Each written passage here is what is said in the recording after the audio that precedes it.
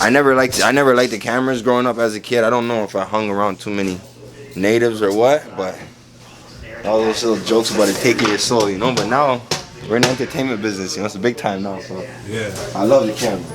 You know what? I have to give you credit. I feel like a lot of fighters, when they enter the ring and their music plays, you're like one of the only guys that actually embraces the crowd first. Like you walk back and forth. Yeah. And you do your little, you know, like you're looking at everybody, and then you get in the, then you walk towards the ring. A lot of people, they just walk out. You know, there's no like dramatic pause, or they don't embrace the crowd. So. It's big. I come on, you know. Most people don't know I'm already behind the gate. I already take a little peek out, you know, see who's out there, see if my guy's in the ring and how he's looking. Is he focused? Is he not?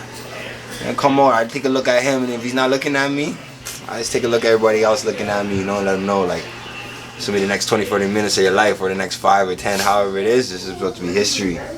And, you know, big shout out to United Promotions for always coming with shows. And we're moving on to the casino venues. And, you know, Woodbine will be opening soon.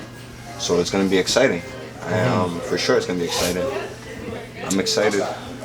So can you say what your walkout music will be this time? So, you know, long live Keon, rest in peace my little cousin Keon. I'm going to do a tribute song to my baby cousin Keon. He's 20 years old, he passed away to drug abuse. So that's a big thing in the community too. So outside of boxing as a human being, you know, we got to stand up for our own people. So I will be walking up to a song for my baby cousin Keon. You know, shouts out to Keon, long live Keon, man. And speaking of your record, you're 8-0. Yep. You had 6 knockouts to start your career. And in the last 2 fights, 2 decisions. Are you looking to get back on a knockout streak going into this fight? So, you know, in the beginning, I wasn't really chasing the knockout streak, but I found that as in time, if it ever came, we took it. And, you know, trying to develop and to find out how to, like, I've been talking to Coach about saying, you know, I've seen a lot of fighters that have that early success of just finishing people, and they get to 8, 9, 10 rounds, and then they start going there. And it seems like they can't keep up that power for the 8, 9, 10 rounds. So I'm trying to find out, like, how it feels to be in there for some rounds sometimes. But also, like, there's been a couple fighters I had, they do the small things, you know? They know how to survive a little bit different. So it's also just growing into it, because just put a little bit more on it, and I feel like I could finish these guys. But to be honest with you, I'm not, like, just chasing knockouts, you know? I'm really trying to become the best fighter I can be, and fully rounded, for sure. So what did you make of your last fight? You know, my last fight was good. It was a good way to get back into the ring, get my timing back on. Yeah. And you know what? I was happy with my performance, for sure. There's a lot of stuff I can work on the way, and that's pretty much what fight to fight is going to be, camp to camp. We're going to keep working on the small things. Okay.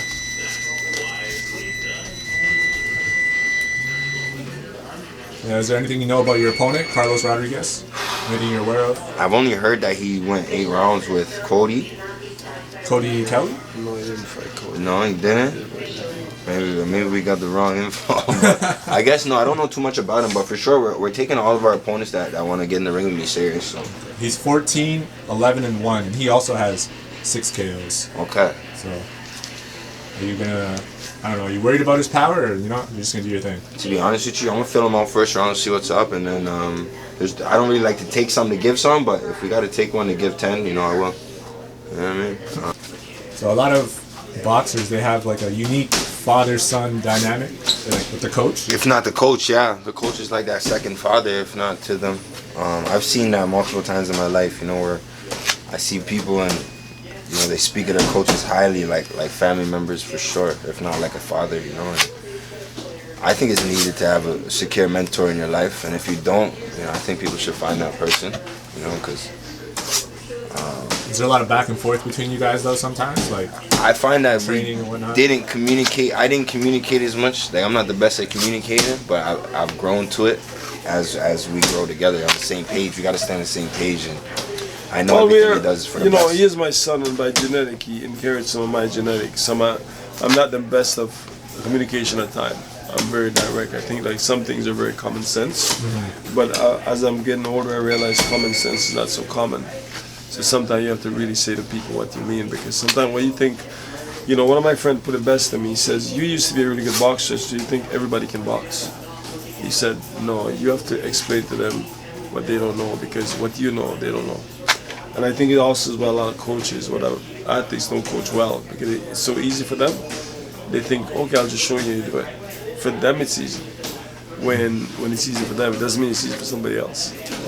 So I think over time, you know, with my son, I'm not really that good at explaining things to people, but when asked, I'll explain anything. If somebody asks me anything, I'll explain it to them. But sometimes I don't volunteer that. And so he's got a similar mentality as me. He's got a bit more talent and a bit more natural athleticism than me.